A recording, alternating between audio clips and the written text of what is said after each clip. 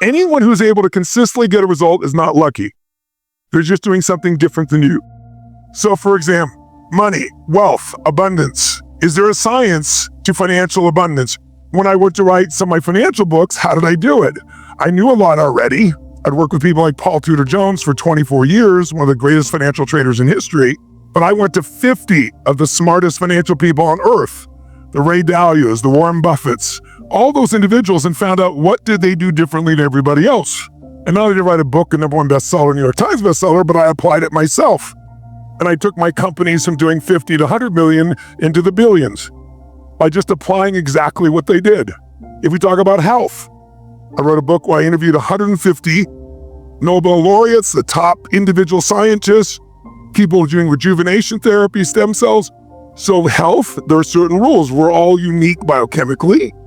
But are there some universal rules that if you don't live by them, you're going to have pain in your body, yes or no? So it is a science. Write down, success leaves clues.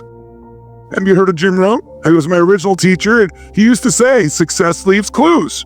If someone's successful, not lucky, what are they doing different than you? He used to say, find out what poor people are reading, and don't read it. He said, I don't just mean poor financially, I mean poor emotionally. What you pour into your mind is what manifests your life. So if you and I want to succeed in achieving something, our best way of doing it is a simple formula. And let's try it. How many of you in this room have ever achieved something that when you first came up with a dream or goal or desire, it seemed totally impossible, and yet somehow you made it happen? Raise your hand if you've done this. Say I. Say I. So I don't have to teach you the science of achievement.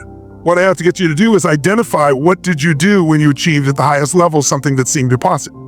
So I want you to think about that thing that once was a dream or a goal in your life. It could have been something as simple as a car or a relationship or a position or a job or your own company or whatever it was. What was the first thing you did to take it from dream state where it seemed impossible to start to really make progress?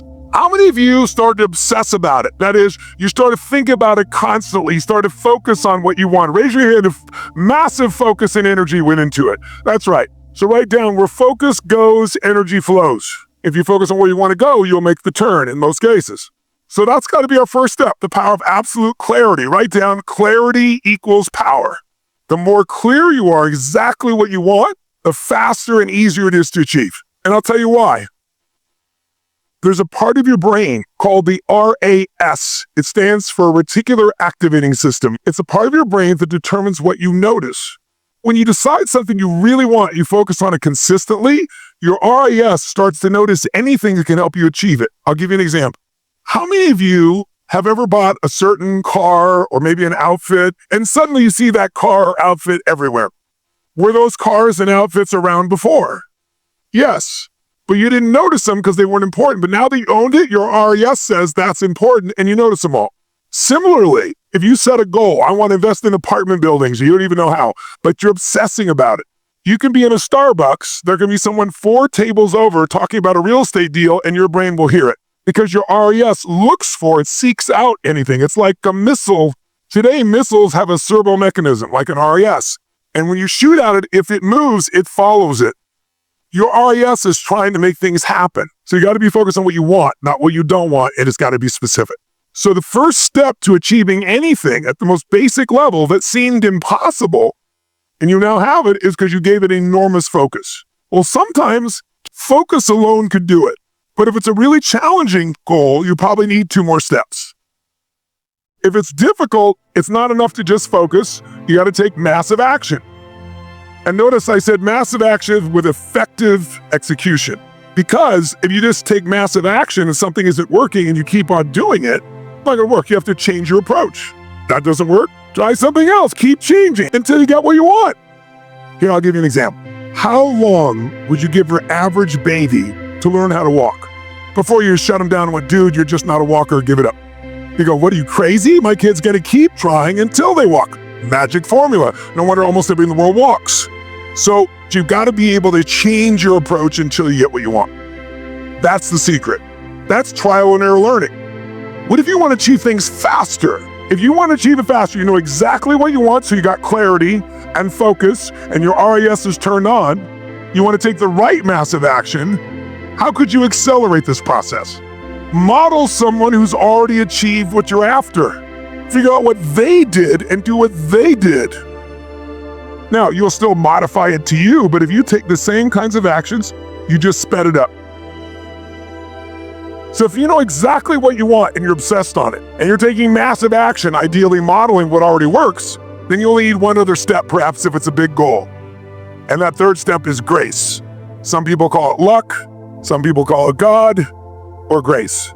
I look at my own life and I go, I worked my guts out for 47 years, 46 years, but I've also had grace. I was born at this time in history where I could get on a plane and go to other parts of the world. I could learn from the very best humans on the planet. I mean, I could go on and on about the grace in my life.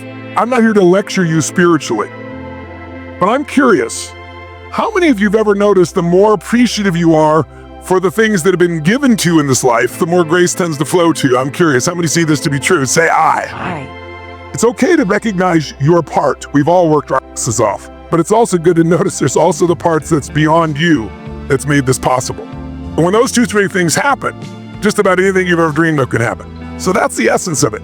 Now remember I said there were two key skills to master if you want an extraordinary life on your terms. So one is the science of achievement. Most of you are already good at this or you wouldn't come here. Now you might want to get better and I can help you get better because I've obsessed for a lifetime on the best strategies on how to speed up getting the result. We'll show you many of those. But the second skill is more important than the first skill, but it is not valued by most people in Western culture. And that second skill is the most important one, and that is you have to master the art of fulfillment. Notice I didn't say the science of fulfillment. I said the art of fulfillment. Why? Because what makes you fulfilled will be very different than the person next to you, even if they're your lover or best friend. Because we all are fulfilled differently. How many have been around somebody and you see they're so excited or turned on by something and you're like, huh?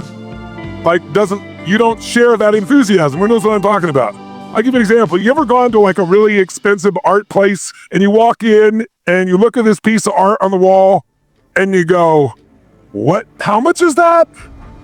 And they go, $10 million. And you go, what the F? Who's ever had an experience like this? You thought this is insane.